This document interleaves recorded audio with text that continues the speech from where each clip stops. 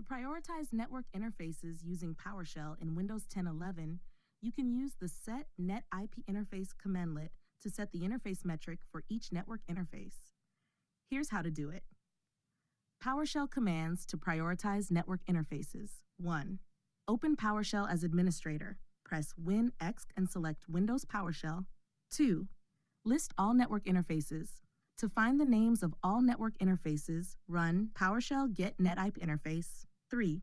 Set the metric for interface 1, preferred interface.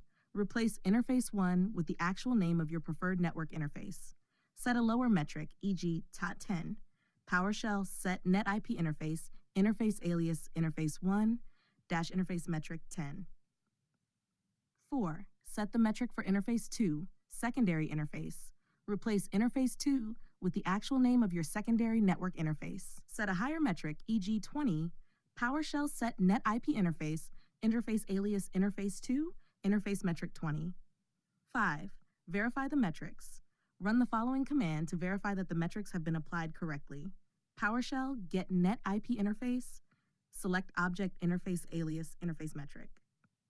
Explanation.